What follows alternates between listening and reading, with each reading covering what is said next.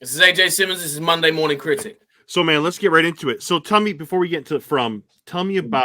I ask this of all my guests. This is my favorite question because I love to know what sparked your interest in acting, like a specific actor, a specific. So, if I ask this question to myself, it would certainly be The Shawshank Redemption. But I would make a lousy actor because I'm terrible. But what is your motivation? What was your motivation?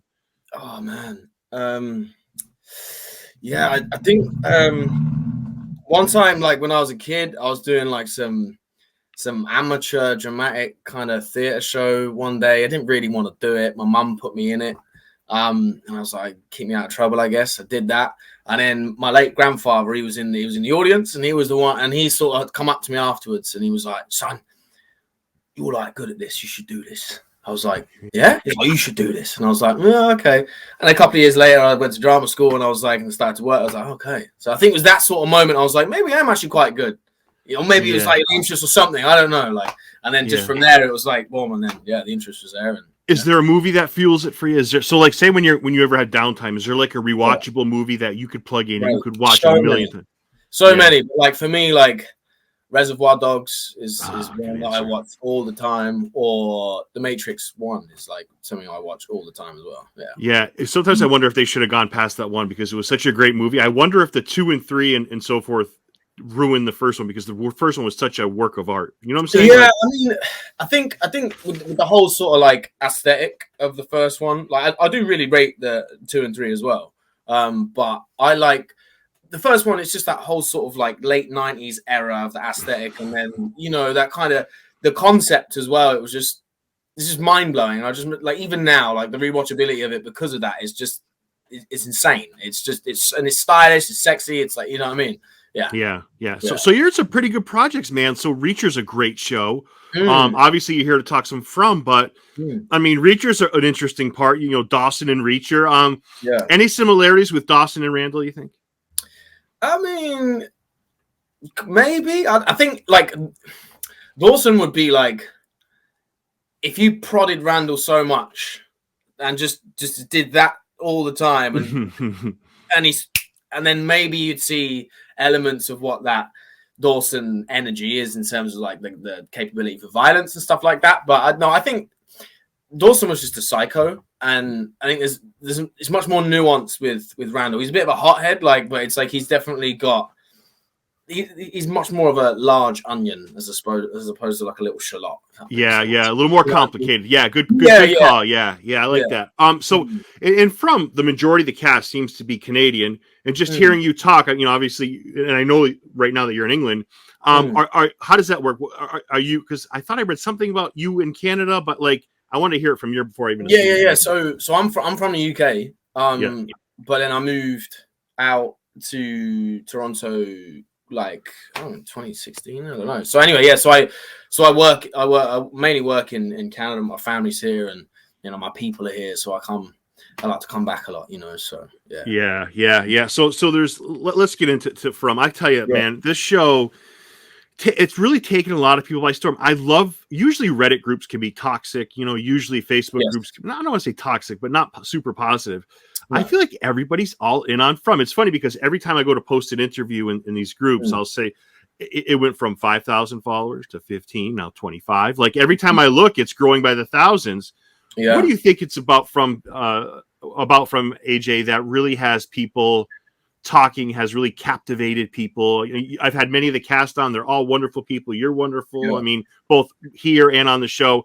What do you think it is, AJ, about this show? I think there's not that many like of your ensemble pieces that like have interesting concept, kind of sci-fi horror-y kind of thing. And I think because we're playing in that kind of genre, like you get in that sort of horror thriller genre, you get really loyal fans. And I don't know, I just think that the text, man, I just think the way that our creators create the show and the characters that they create, like I think a lot of the audience they have a selection of people that they can see themselves as, you know what I mean, in the town, because there's so many of them. But it's like, I think, a big ensemble piece, like people can see themselves in the characters, the writing, the genre, that kind of thing. And it's just like, it's like adults. It's made, it feels to me like it's made for an adult audience. You know what I mean? It's not like because, we're respecting that horror genre, especially with the TV, there's like elements of it where it can be cheesy. You know what I mean? Yeah. And I feel like that gets old quick, but I feel like this has definitely got its, it's a bit more heady. You know what I'm saying? And I feel like people stick around for that kind of thing more because they have to work a little hard as an audience member. And I think that lends itself to people paying attention for longer, I think. Yeah, it's a great answer. And it's a good kind of horror. It's like the Mike Flanagan Haunting of Hill House where you have to think, you have to watch. Yeah. It's got a good story. It's not like, I've said this before, Freddy or Jason walking through the woods just hacking people to death. Exactly. Yeah. It's got a point to it. So I don't know if you're familiar with The Walking Dead, AJ. Yeah, I love it. Yeah. So, and I think you've been asked this before, but my God, the comparisons, I see it, and I don't know how it's going to unfold because I've already seen 208, which comes out this Sunday. Yeah. I don't know. Part of me feels like AJ could be not AJ. The Randall could be a Daryl Dixon. I'm hoping that's the road it goes down. Bro, I'm so. It's like Daryl is like that character for me. I was researching things, and I'm not trying to write off anybody's coattails or performance or whatever. But I'm like, and I came late to the party, but I was like, all right, what's this kind of character like? What's the world? And I for research, I'm looking at various different things and he's like, Randall's the kind of guy that's good in the outside world, like with his hands and goes hunting. You see the hunting rifle that he's got when he gets in on the bus, stuff like that.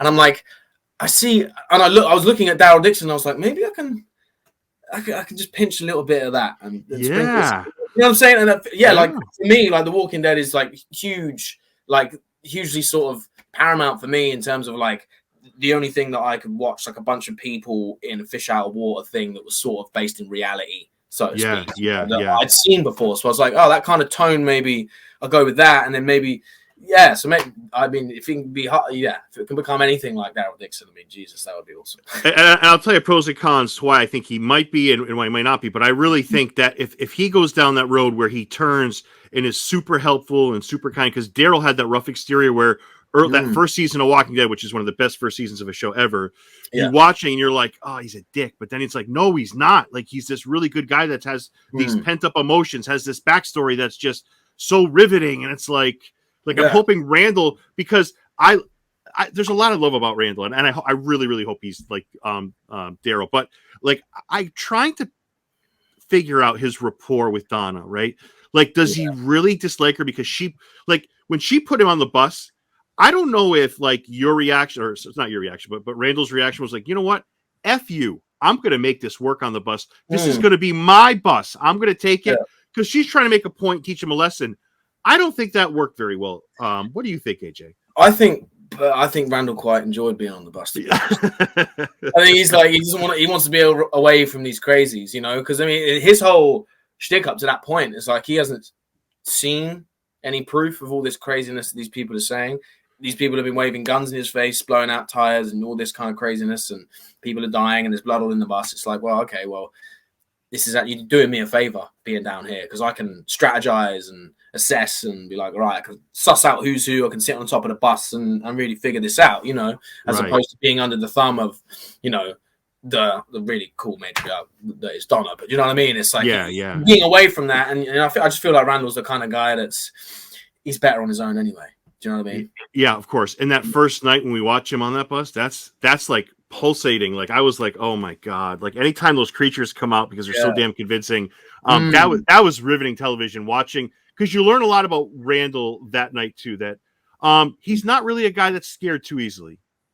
No, and I don't think he is, but I think he definitely has his limits like everybody else. But yeah, I feel like, especially, it's a catch-22 for me, really, like when I was trying to play that scene, because it was like, he doesn't know, because he hasn't seen the transition from townsfolk, non-creature person to creature, right? He hasn't seen it. So he's like, does he believe it or not? But then obviously there's the blood everywhere. Do you know what I mean? But then at the same time, it's like, there's part of him that I think he feels like he would just be able to handle it anyway, so it was fun to get into those sort of extremities emotionally in that scene, Yeah, and he does question everything. Randall questions everything. And 208, it's not really a spoiler, I guess it is, but 208 ends with Donna wrapped to a tree. But AJ, I'm trying to figure out if Randall really believes that she's in on something that nobody else can see. Like, there's he believes that, and I think to some degree, Jim, that there's somebody there that's in on it, that's not, telling us something they should be, or part of a legitimate part of the community,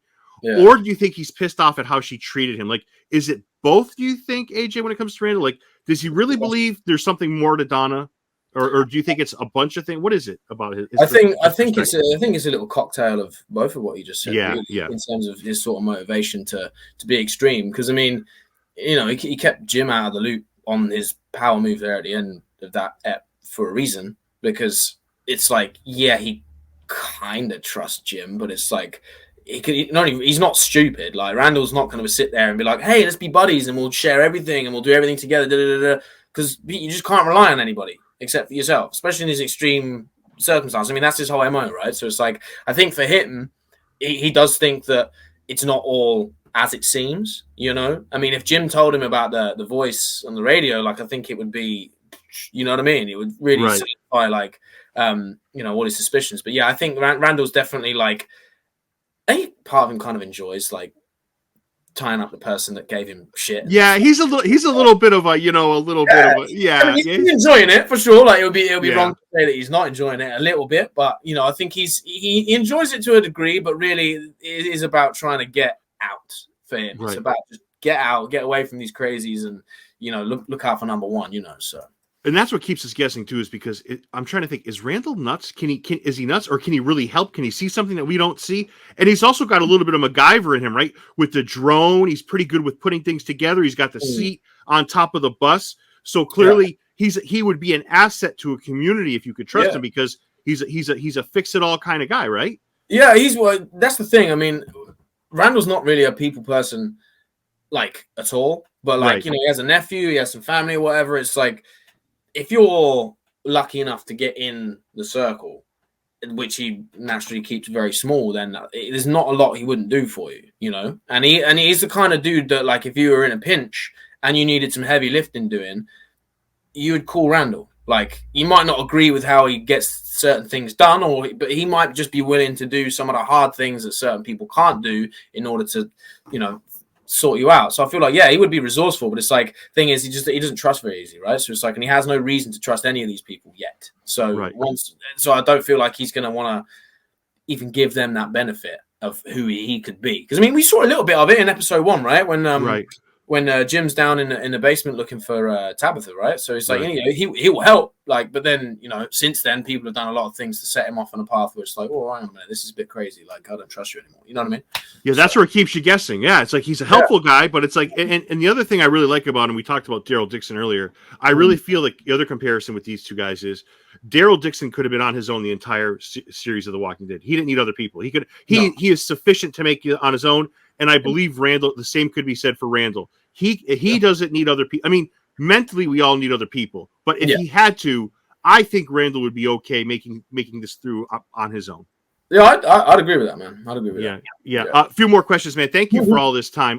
No problem. You came on in season 2, right? What are the challenges of not being there for their first season, or are there any?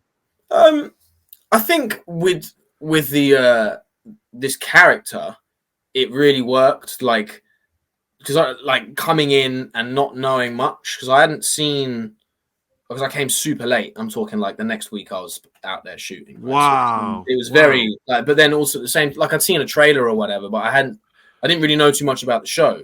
But I think that really lends itself to Randall's circumstances in the scene, you know. So as an actor for the character and getting everything like that together, it was really useful. And then just, you know, as a human coming into something that, you know, there's an established thing and you're one of the new guys and coming in and it's an ensemble piece and there's lots of people and it's a well-oiled machine. There's always that thing of like, oh, it's a little bit, oh shit, I'm not the new dude. I gotta try to do this. Am I any good at this? The whole imposter syndrome. You're like, oh, okay, but it's just like everybody was really welcoming and they're all just such great artists and whatnot. So it's not. I'm not gonna say it's easy, but it was like it was kind of easy to fall into. Once it was go time, it was just everybody was just on, and it was just it felt really. It was accessible to get to that space because of the space that everybody else created. You know what I mean? Yeah, and I know I'm going to butcher his name, and I was at the press day, and I'm going to butcher it's Eion, right? It's Eion, but it's Eion or Ian. Yeah, Eion. Yeah, I had it right the first time. What about working with him? He's kind of like he's a guy that he was up for Batman, Christian Bale's Batman. He was in Band of Brothers. Now you have a lot of scenes with him. Talk about your rapport on screen, off screen, whatever you wanted to say to that, AJ. Dude, like Eion is such a nice guy. Like he's such a nice dude, and he's got a lot of time for people. And yeah, and just working with him, just learning from him. You know, his resume stacked. You know, like just being, he's just very open to work with in a scene. You know, and it's just such a positive, collaborative experience. There's no pretense. There's no ego. He just looks out for me, and he's a really good dude. So it was just that whole experience was just so nourishing. It wasn't like I have to go to work today. It's like I get to go to work today. You know what I mean? It's like that with, you know, everybody I work with. But you know, I spent a lot of time with Eion, and he's a really, really good dude. Yeah, you guys make a good team. I like watching you guys. Yeah. So let me ask you this. I really want to like Randall when this is all done at the end of the second season. Please tell me I'm going to like him. Like blink twice. I know you can't say things, but like tell me I'm going to like Randall at the end of all this. I think people will be satisfied with certain consequences of certain actions that come about in Randall's story towards the end.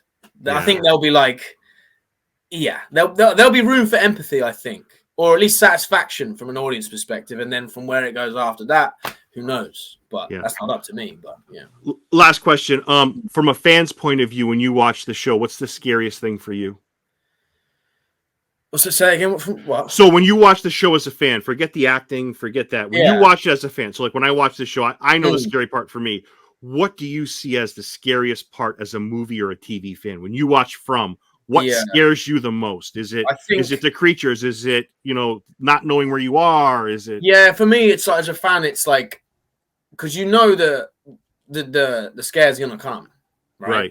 But it's like it's not knowing when, and like for me, like when I was just, you know, as an audience member in episode 2, I think, when poor old Tom's under the rubble, and we just turned, and we didn't get any sort of static shot of the town person then becoming the thing that they are. It was just turn around, right? It's that moment where it's like you get a sense it's coming, and then when it comes, the editors always do a great job of like just it just gets you. So it's that for me. It's that threat that is always there, and then when it actually comes out, it's like you can't predict it. You know what I mean?